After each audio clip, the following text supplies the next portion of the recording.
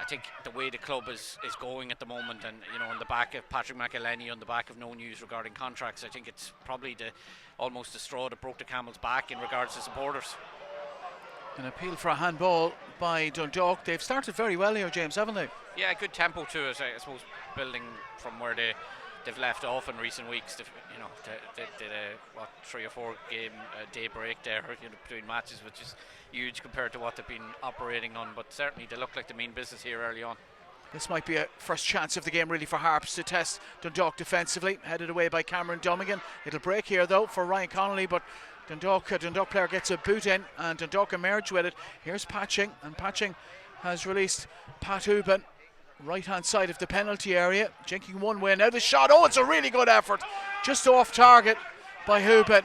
Really good strike, just an illustration of the confidence in him just at the moment, James.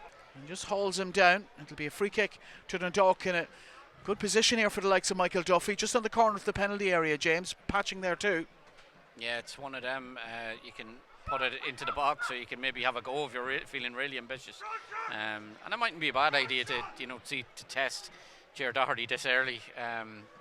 See as he warmed up. He's not the usual Finn Harps number one. I know he's been in recent weeks, but he hasn't played a lot of football of late, so let's see what he's made of. Here's Michael Duffy with the free kick, and he's curled it into the back post, and there was a Dundalk player arriving there. I think it was Greg Sloggett, and he just can't make a connection with the ball, and that'll be a goal kick for Finn Harps. Half chance for Dundalk, but Ger Doherty's goal survives. Into Ryan Connolly in midfield, back to McElhenney again, working really hard there for Dundalk is well Patching, and he's just had a little nibble on McElhenney as McElhenney released the ball. Patching, but good to see Patching working that hard as well, closing down players in blue.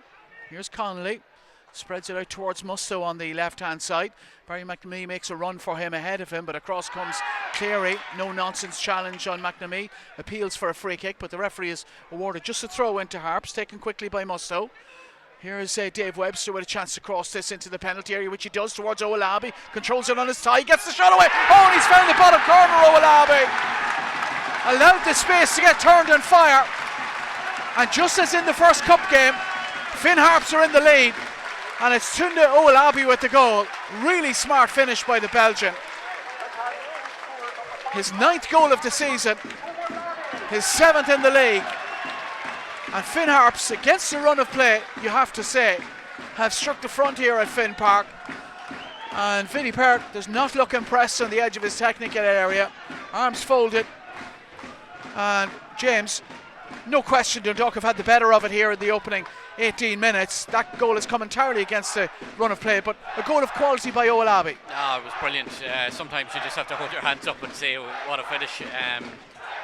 Obviously Dundalk will be maybe a bit disappointed with the defending, but the way he controlled the ball in from Musto on the left, and then swivel to turn, and it's one of them. You think he can only go to his right hand side, but he put it into the left or Peter Cherry's bottom right hand corner from the goalkeeper's point of view. But a cracking finish, and it's another uphill struggle for Dundalk now, unfortunately. Well, he's one of the form strikers in the league, and here they come again. It's Sean Boyd this time. Boyd, he has plenty of confidence too at the moment. Cleary again, Dummigan once more. Dummigan to Murray. Murray lays it off to Stanton. Stanton out to the right hand side towards Dummigan again. Dundalk have picked it up in midfield. Finn Harps had intercepted, but Dundalk have it again here with Sean Murray. Murray's shot from distance. It's saved by Doherty and booted away by Ethan Boyle, I think it was. It'll be a throw in to Dundalk on the left hand side. We have 5 minutes to go to the break, and Finn Harps have a free kick that Dundalk might have a problem with if they score from it into the penalty area, and Harps have it in there, and there's a Harps player gone down. They're appealing for a penalty kick. They won't get the decision. Here's Barry McNamee to put it in towards Owolabi, who's headed over the crossbar. Chance for Finn Harps. Should have been 2-0.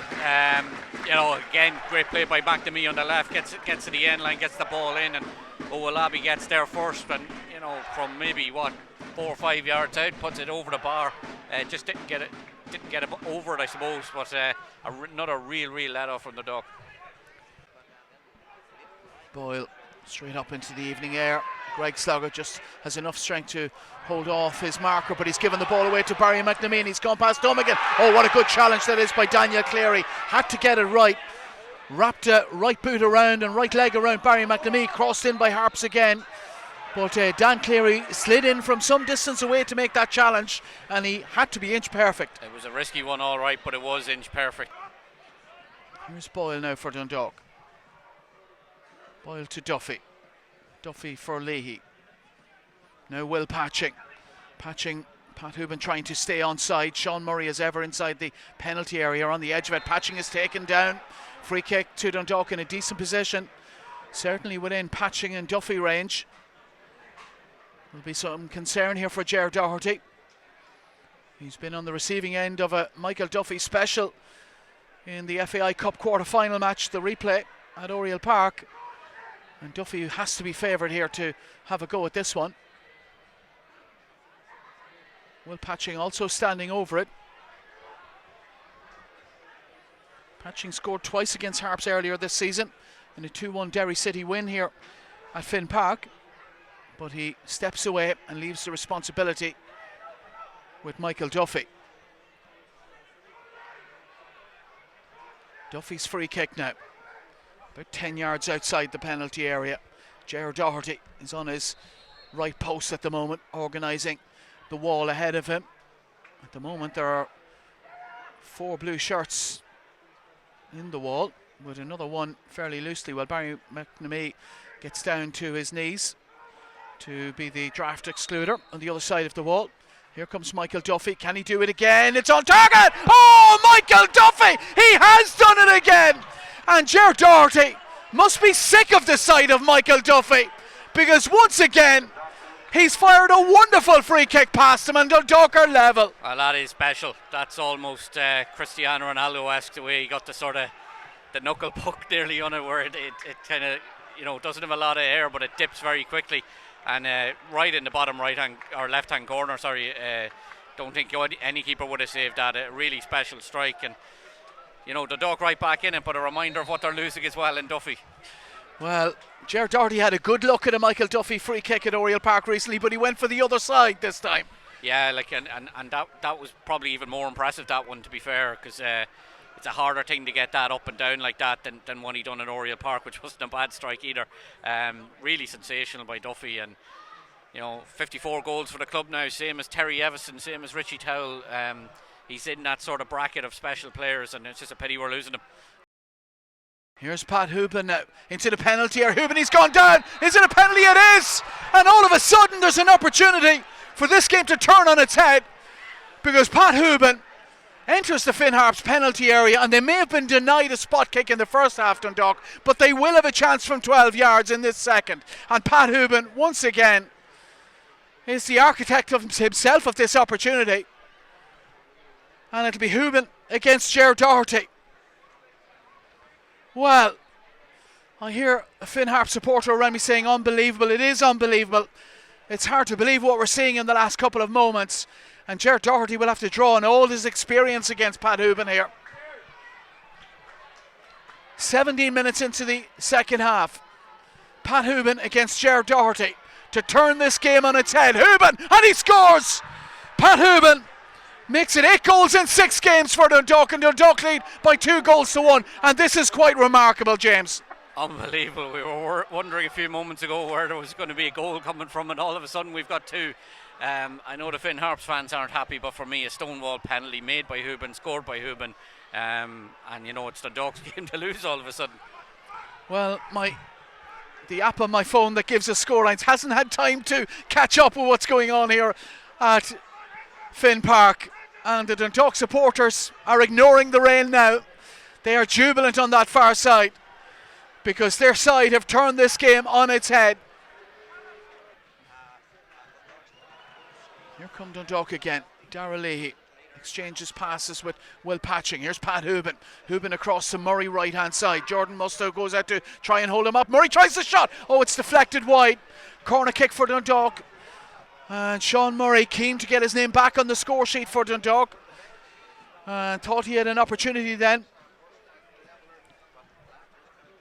Rory Gilson asking the question on Twitter, how can the club be even contemplating not offering Pat Hooban at least a 2-year deal? You're absolutely guaranteed goals by Pat Hooban. That's one thing we know. across his career at Dundalk. Closing in on the top scorer for the club, all-time top scorer list here. The corner kick for Dundalk. Dan Cleary is battling for it at the back. Away by Finn Harps, back in by Dundalk again. Away by Harps once more. Here's Barry McNamee. Good ball by McNamee. Here's Musto now. Into the Dundalk half. Owolabi makes a run. Andy Boyle goes across. He's inside the penalty area. Owolabi with the shot. Oh, and Owolabi with the goal. Tunde Owolabi.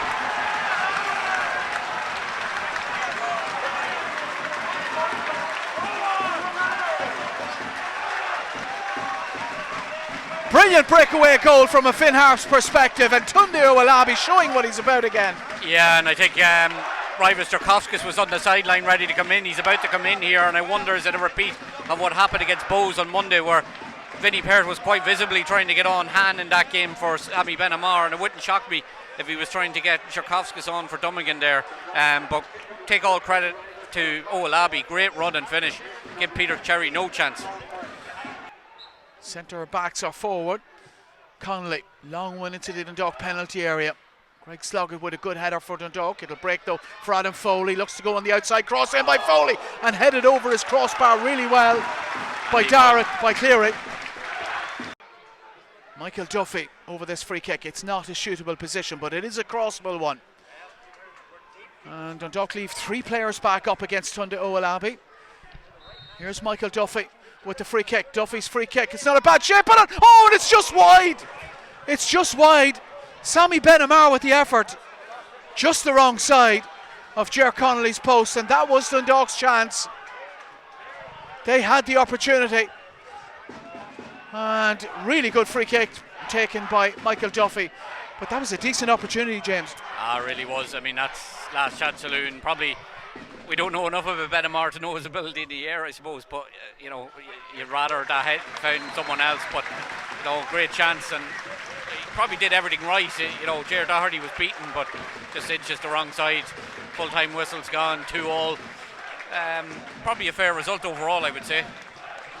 I think it's probably fair to say it's a fair result. Yeah. What does it mean for both sides in their battle against that promotion relegation playoff? I think it means they're still in it. I think you could certainly have spun the narrative tonight if Dundalk had came here and won that. They're on the rise and they're looking up the table. I think they would have moved level on points. They would have been still behind them had they won on goal difference. But you could certainly say all of a sudden we're looking to break into the top half and stop looking in your slipstream. You can't really do that anymore because obviously Waterford are still to play this weekend, and they have a chance to maybe draw level on points with Dundalk now. So it's still tight down there, and you look at the fixtures, and Shamrock Rovers up next, which isn't an easy one at all in Oriel Park. Yeah, it was really interesting. I was looking at some of the previous seasons, that promotion relegation playoff spot. 27 and 28 points was the tally that finished in second bottom over the last 2 36-game seasons. You've Waterford there on 32 who are in that position, and you have the likes of Drogheda United, Bohemians even considered to be in the battle for that on 38, which it's a remarkable situation this season, isn't it? And I suppose it comes down to the inconsistency of the players of the teams at the top of the table, really. Yeah, I mean, if you look at the top half of the table, you could say Sligo Rovers, Bows to a certain extent, even Drogheda are sort of the teams out of form at the moment. Finn Harps, to be fair to them, they're picking up points, same with Waterford, even Dundalk in recent times. So it's going to be a battle to the wire with that. The one thing I will say that might go in Dundalk's favour from here, I think, looking at the remaining league fixtures, I think their furthest trip is to Inchicore to play Pats. All the other games are, okay, they've some difficult trips to the likes of Daleyman Park, but they've a lot of home matches. The likes of the Waterfords and stuff still have to come to Oriel Park. We've seen how big a fortress that can be with the fans back, and I think that the travel and the fact that they've maybe only one game a week from here on in bar around that cup semi-final at the end of October, I think that'll help, and you'd like to think that you will get certain players back in the coming weeks. We're led to believe the likes of Dave McMillan, Daniel Kelly are round about the fortnight mark away. We might even see one of them involved in the squad next week, and if you could get them back, get Patrick McElhenney back, it certainly strengthens your hand going into the end of the season. But a draw, while look, you'll take it, but the Dundalk are still in that sort of relegation scrap at the moment, and they'll need to be better tonight to get out of it, I think. That's it. Thank you very much, James. That's James Rogers from the Dundalk Argus and from the Press Box podcast. Thank you very much for your contributions this evening. That's it from Finn Park. It's finished all level here. Really entertaining game. Tunde Owolabi with the first goal on 18 minutes. Michael Duffy with a superb strike from a free kick on 61. Pat Hubin, no more than a minute and a half later, putting Dundalk ahead from the penalty spot. And then Tunde Owolabi on 69 minutes, levelling it up again. Entertaining stuff, like a cup game really, in this second half. But both sides have to be happy with a share of the spoils here this evening. Thank you very much for your company this evening. Final score here from Finn Park. It's finished Finn Harps 2, Dundalk 2.